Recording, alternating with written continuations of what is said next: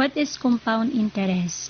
Compound interest is the interest paid on the principal and the amount of interest accumulated in prior periods, or it is the amount of money taken from principal amount with interest, and the interest money is being included in computing in the next interest of the month or months or year or years. This is the formula. A is equal to P times 1 plus R raised to T. So P stands for principal amount, R for rate, and then T for time. So letter example number 1, using example number 1, okay, where you invested 10,000 for 3 years at 9% and the proceeds from the investment will be collected at the end of 3 years. Compound interest will be computed. Okay, year 1, principal amount 10,000, and then the interest or rate of interest is 9%. So 10,000 times 9% is 900. So the cumulative interest is 900, and then the total for year 1 is 10,900. Then for the year 2, since this is compound or compounded, okay, the total amount for the year 1, which is 10,900, okay, you will get the 9% of this. The 9% of 10,900 is 981. And then add the cumulative interest of year 1 and then the interest of year 2, which is 981. So the cumulative interest for year 2 is 1,881, and then the total is 11,881.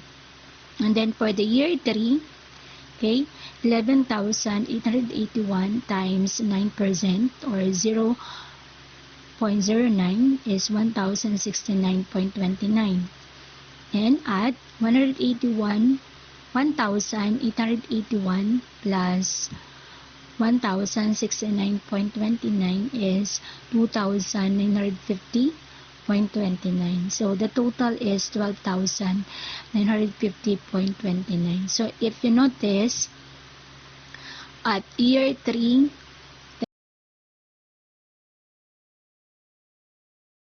okay, another example, Paul borrowed 1,000 with an interest rate of 10% compounded monthly, which he borrowed from cooperative. Compute how much he will pay in 4 months. These are the computation for example number 2. Paul borrowed 10,000 with an interest rate of 10% compounded monthly, which he borrowed from cooperative. Then compute how much he will pay in 4 months and in 1 year. So for 4 months, this is the formula. A, amount value or future value, which is FV, is equal to P, principal amount, times 1 plus rate of interest raised to T or time. So the principal amount is 1,000 and then the rate of interest is 10%. So convert the 10% to decimal. 1 plus 0.1 is 1.1.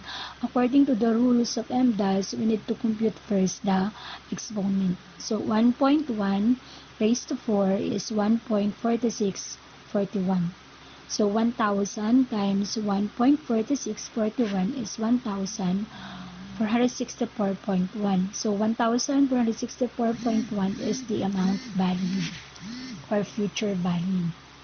And then for 1 year, okay, so the time of payment is 12 months. So same, 1.1 raised to 12 is 3.14 1,000 times 3.14 is 3,138.43.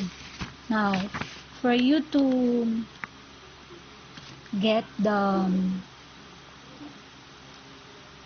amount or the interest, all you have to do is to subtract the principal amount, okay, from the future value to get the compound interest. So the principal amount is 1,000, okay, and then the future value is 1,464.1. So 464.1 is the compound interest for 4 months.